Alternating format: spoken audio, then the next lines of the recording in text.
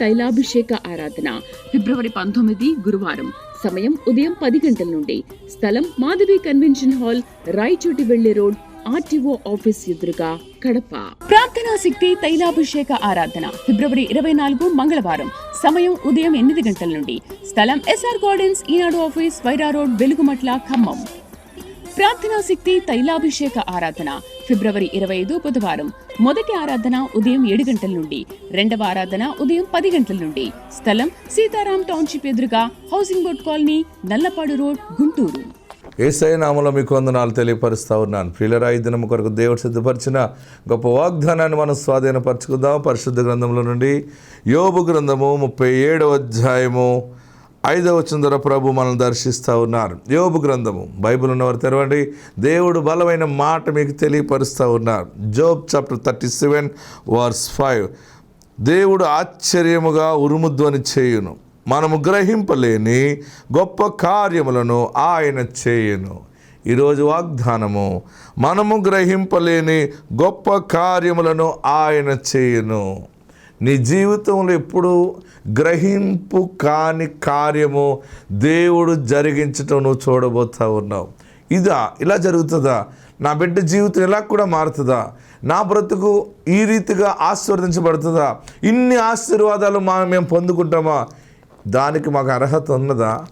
అంత క్వాలిఫై కాదు కదా నేను. అన్ని గుణలక్షణాలు నాలో లేవు కదా. మేము పాపం చేసాం కదా, లేకపోతే మాకు చదువు లేదు, జ్ఞానం లేదు, ఇలాంటివన్నీ ఎలా జరుగుతాయి అని అనుకునే నీకు బలమైన కార్యములు చూచి నేను సరిపోను, దేవుడు ఇంత గొప్ప కృప చూపించాడని ఎలుగెత్తి సాక్ష్యము నువ్వు చెప్పబోతా ఉన్నావు. ఎందుకంటే నీ ఇంటిలో దేవుడు గొప్ప కార్యములు చేయ మొదలుపెట్టి ఉన్నాడు. ఈ దినమే, ఈ క్షణమే, ఈ రోజు నుండి దేవాది దేవుడు గొప్ప కార్యములు చేయటము ప్రతిష్ఠ చేసి ఉన్నాడు. అక్కడ అంటున్నాడు, యోబు ఎంత అద్భుతం మాట, దేవుడు ఆశ్చర్యముగా ఉరుము ధ్వని చేయును. ఉరుము ఎక్కడి నుంచి వస్తుందో, ఆ ఉరుము ధ్వని ఎలా ఉంటుందో ఎవరికి తెలియదు కదా. ఆకాశములో, మహాకాశంలో ఆ శబ్దము, ఆ సౌండ్, అక్కడ ఏమన్నా పవర్ ఉంటుందా? లేకపోతే అక్కడ ఏమైనా స్పీకర్ ఉంటుందా? లేకపోతే అక్కడ ఏమైనా పెద్ద బోర్ ఉంటుందా? ఏముండదే. ఆ శూన్యములో నుండి ఉరుము ధ్వని దేవుడు ఎట్లా చేస్తాడో, అలాగనే నీ చిన్న జీవితంలో, నీ చిన్న బ్రతుకులో, నీ వ్యాపారంలో, నీ సేవలో, నీ కుటుంబంలో దేవుడు ఒక ఉరుముధ్వని వచ్చినట్టుగా ఆశ్చర్యకరమైన కార్యము దేవుడు జరిగించబోతూ ఉన్నాడు. ఈ నప్పులున్న ఎలా తీరుతాయి? ఎలాగ నా జీవితం అని అనుకుంటేమో, దేవుడు గ్రహింపలేని గొప్ప కార్యము నీ జీవితంలో జరిగించబోతూ ఉన్నారు. ఎస్, ఈరోజే దేవుడు నీ కొరకు ఈ మాటను ప్రకటిస్తూ ఉన్నాడు. నా ఆదాయం ఇదే కదా, మహా వస్తే ఇంకొంచెం ఇంత వస్తుందేమో, అంత వస్తుందేమో, కానీ ఇవన్నీ ఎలా తీరుతాయా? తీర్చి చూపించగల దేవుడు నీ పక్షముగా ఉన్నాడు. నేను చదవగలనా? చదువుతావు. నేను పాస్ అవ్వగలనా? ఎస్, దేవుడు నీకు కిరీటం పెట్టబోతూ ఉన్నాడు. ఒక ఉరుముధ్వని వచ్చినట్లుగా ఆశ్చర్యకరముగా దేవుడిని ఆస్తికర్తగా చేస్తాడంతే. ఎలాగ ఆశ్చర్యకరంగా చేస్తాడంటే, ఆశ్చర్యం అంతే, అది ఎవరికి అర్థం కాదు. ఉరుముధ్వని వచ్చినట్లుగా దేవుడు ఉరుముధ్వని చేయును. దేవుడు మన పట్ల గ్రహింపలేని గొప్ప కార్యములు జరిగించును. శుభకార్యం ఎలా జరిగించాలో ఆయన జరిగిస్తాడు. ఎలాగ నడిపించాలో ఆయన నడిపిస్తాడు. ఎలాంటి సమయంలో ఉద్యోగం ఇవ్వాలి ఆయన ఇవ్వగలడు. ఆయన సమర్థుడు. ఆమెన్. ఈరోజు పరిశుద్ధాత్మ దేవుడు నీతో సూటిగా మాట్లాడుతున్నాడు. ఆయన నిన్ను స్వస్థపరచుచున్నాడు. ఆయన, నాలో ఈ రోగం పోతుందా? నాలో ఈ వ్యాధి పోతుందా? నేను మళ్ళీ మామూలు మనిషిని అవుతానా? ఎస్, నార్మల్ అవుతావు. అవ్వటానికి ఆయన కార్యము చేస్తున్నారు.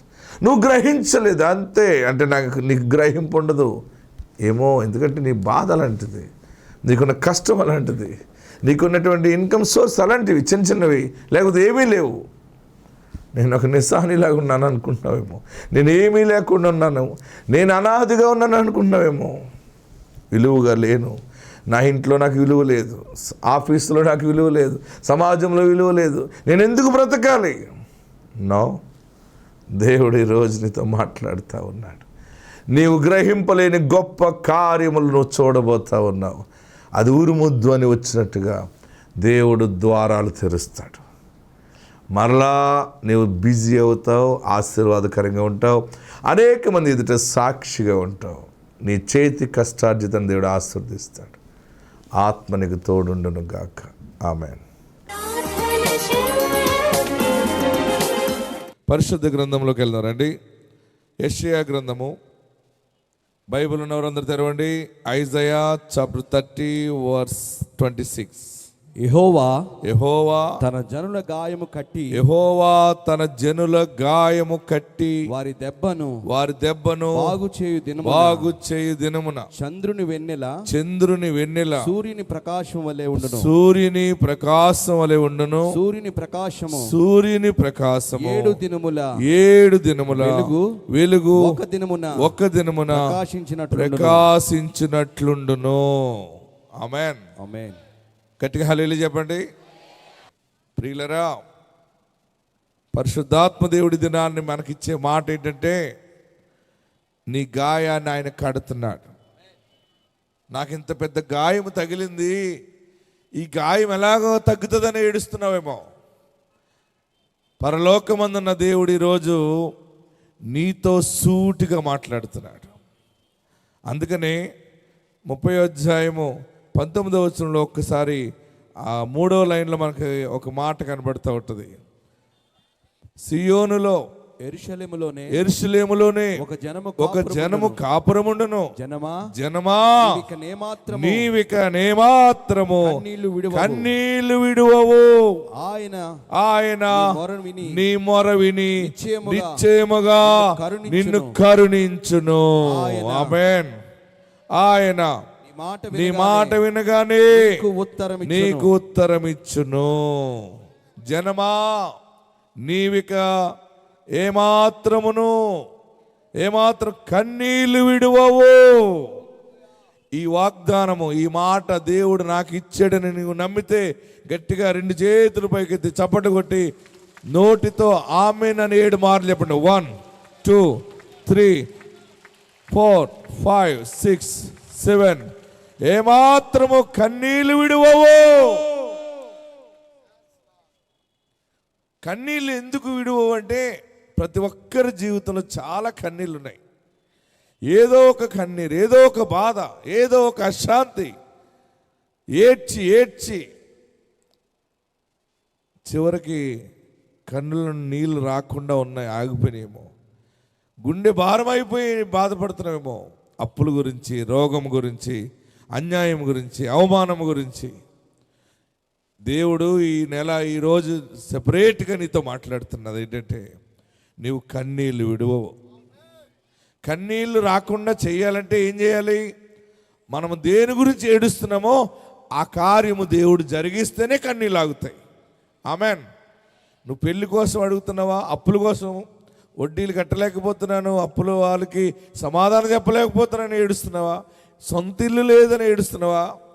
ఎక్కడ ఏడుస్తున్నావో అక్కడ నవ్వుతావు అంతే.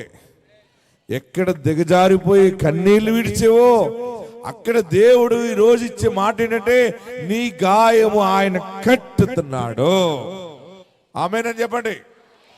26వ వచనంలో యెహోవా తన జనుల గాయము కట్టి, రెండవది వారి దెబ్బను బాగు చేస్తాడు.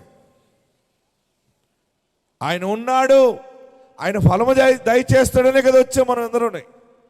ఈరోజు మీ గాయం ఆయన కడుతున్నాడు. చేతికి, శరీరానికి ఎక్కడైనా గాయము తగిలితే, యాక్సిడెంట్లోనో లేకపోతే కోసుకుపోయినా, తగిలినా, పడిపోయినా వైద్యులు గాయాన్ని కడతారు. కానీ మనసుకు గాయం తగిలితే దేనికి చెప్పరు మీరందరూ? నమ్మిన వాడు మోసం చేస్తే అది ఎక్కడ తగులుతుంది దెబ్బ? మనసుకి. అనుకున్నది ఒకటి, జరిగేది ఒకటి జరుగుతున్నప్పుడు ఎలా ఉంటుంది?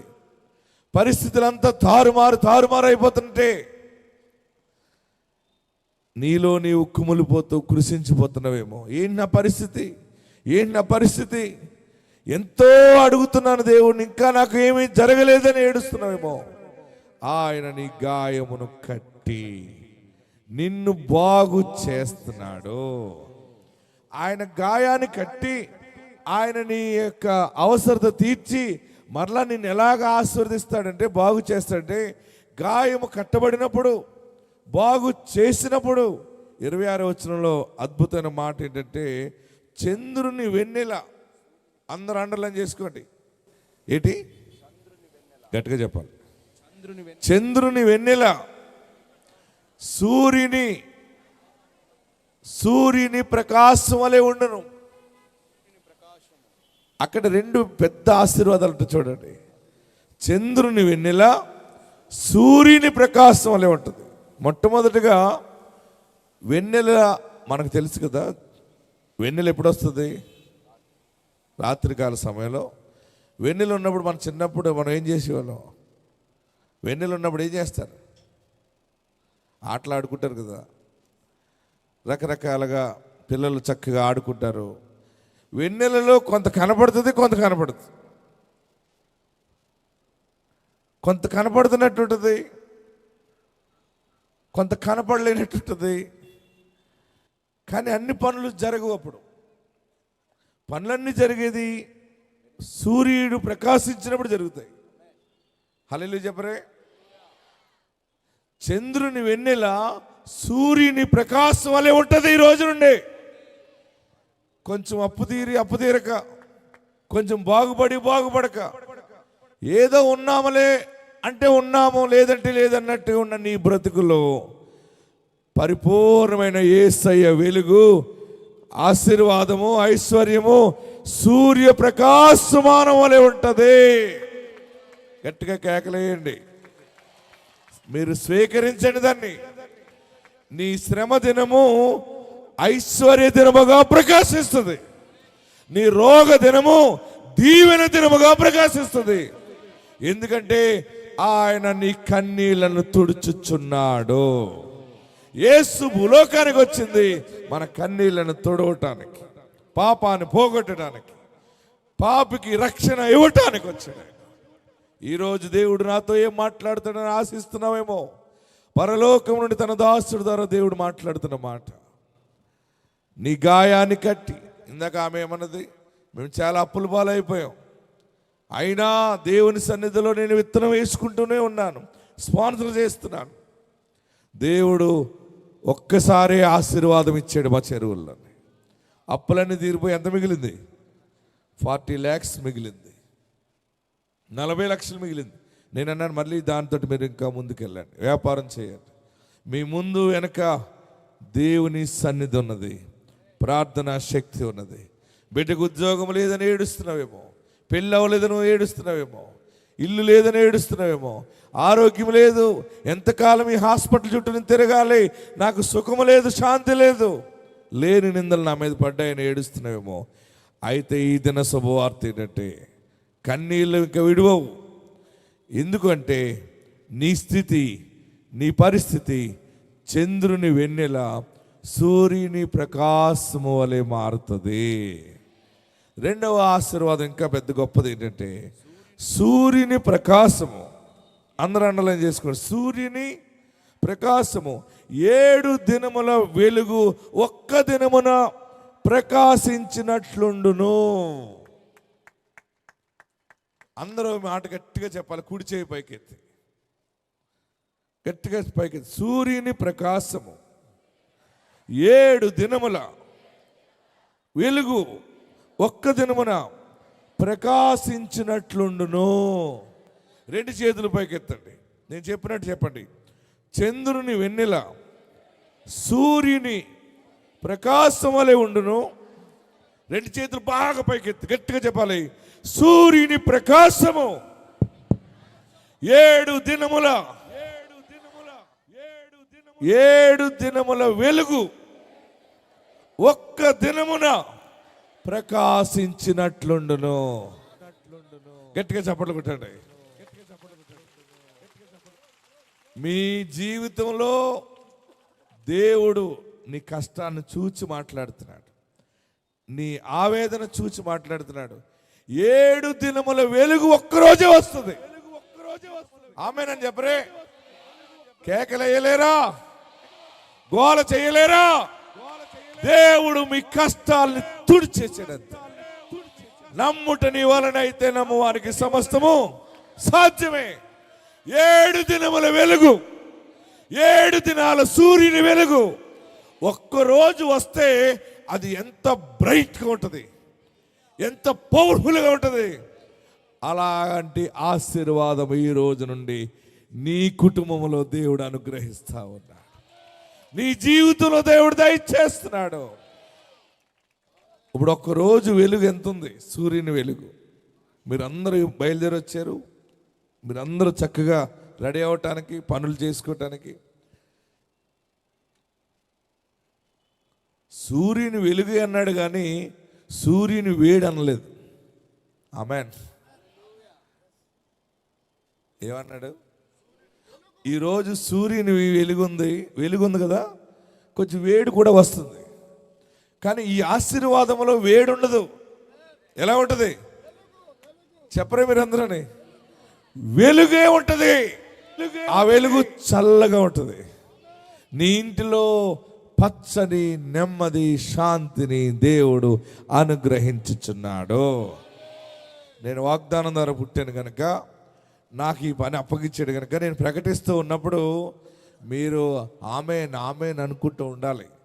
నేను రిసీవ్ చేసుకుంటున్నాను, నేను పొందుకుంటున్నాను, దైవజనుడి ద్వారా దేవుడు మాట్లాడుతున్నాడని నువ్వు నమ్మితే మరి నీ వెలుగు ఎలా ఉంటుందంటే 7 దినముల వెలుగు ఒక్క దినము వస్తే అంటే శుభవార్త ఒకటి వచ్చింది అనుకోండి, నీకు ఏదో కలిసి వస్తుంది, లేదా అయ్యి వస్తున్నాయి ఇవి వస్తున్నాయి, ఇంక మరలా మీరు తిరిగి కట్టక్కలొద్దు అన్నారనుకోండి, తెలియకుండానే మనలో పుష్టి వచ్చేస్తుంది. లోపలికి వెళ్ళిపోయిన కళ్ళు బయటకు వస్తాయి. దేవుడు నీ కొడుకుకి ఉద్యోగము ఇచ్చాడంటే, నీకు కట్టిన ఇల్లు దేవుడు నీకు ఇచ్చాడంటే, నీ కష్టాలు పోయినాయి అంటే మీరు ఎలాగుంటారు? మనకి సంతోషము కలిగినప్పుడు మన ముఖములో ప్రకాశమానం వస్తుంది. హల్లెలూయా చెప్పరే, గట్టిగా చెప్పండి. రాని బాకీ ఒకేసారి వచ్చేసింది అనుకోండి, ఎలా ఉంటుంది?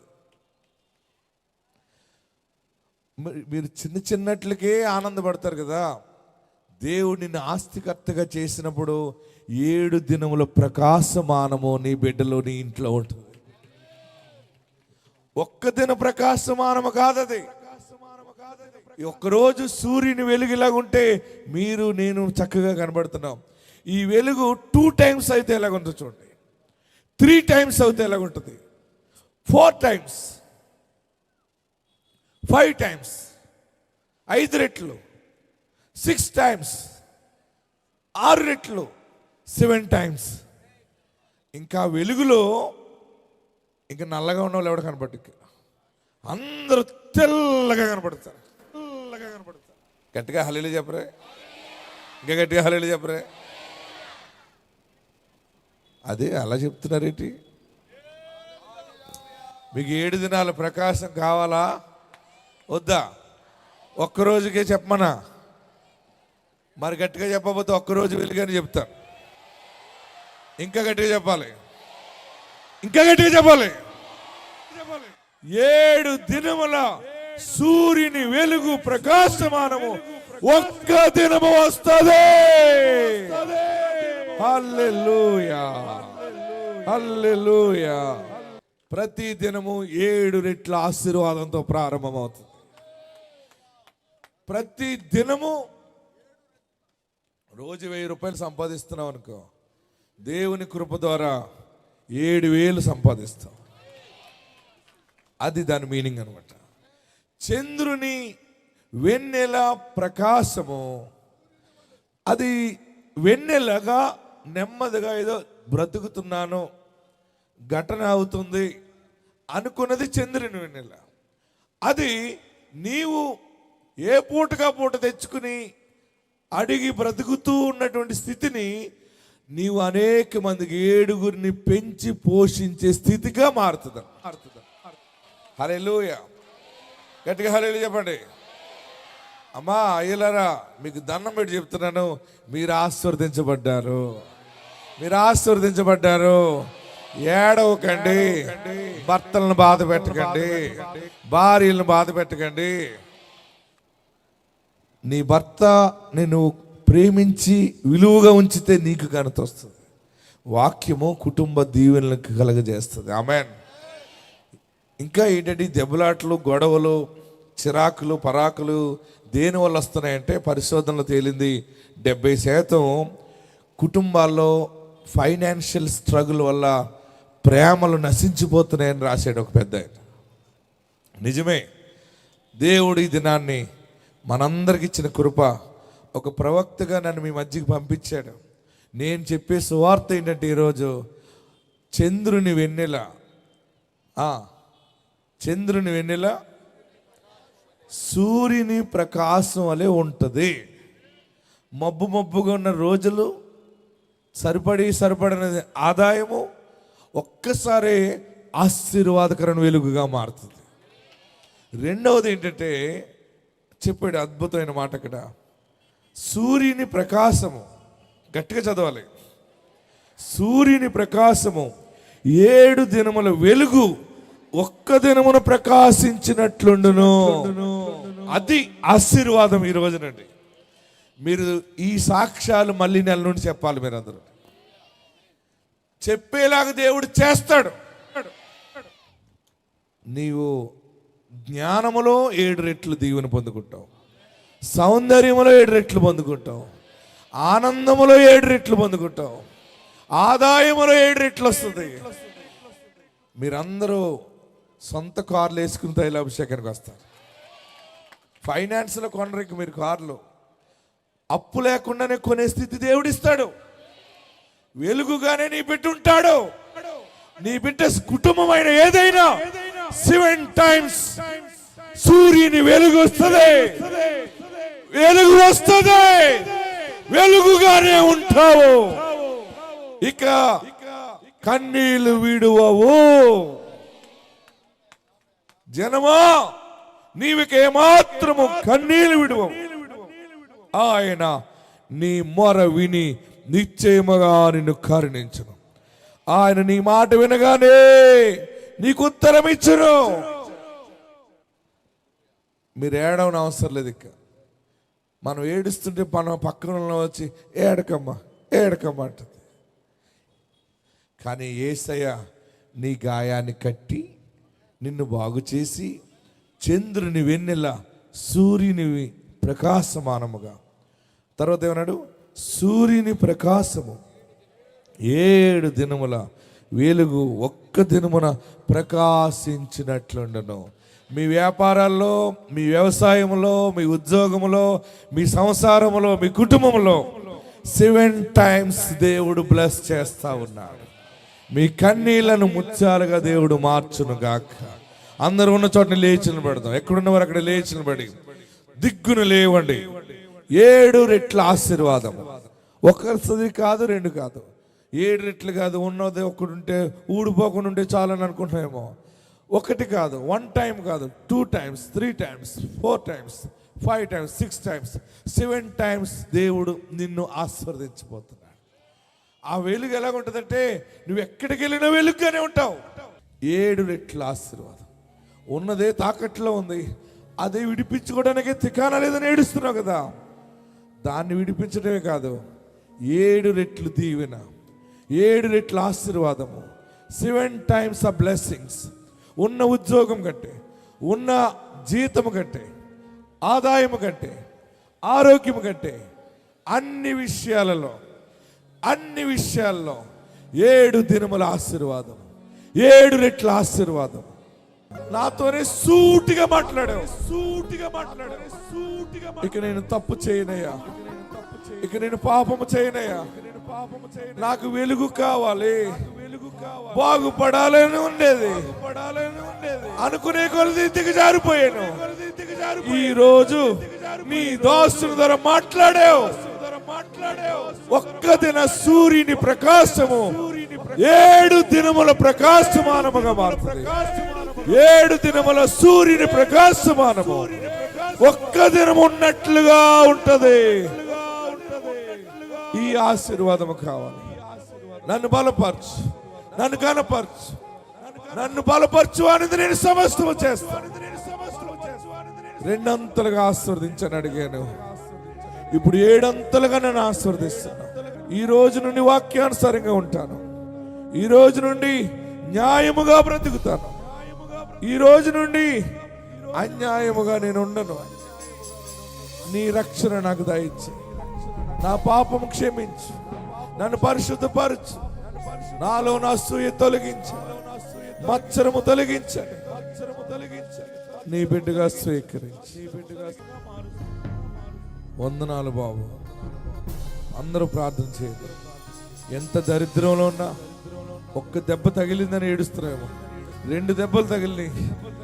పిల్లల ద్వారా తగిలింది, వ్యాపారంలో తగిలింది, ఉద్యోగంలో తగిలింది, స్నేహితుల మధ్య తగిలింది, అక్కడ దెబ్బ తగిలింది, ఇక్కడ దెబ్బ తగిలింది.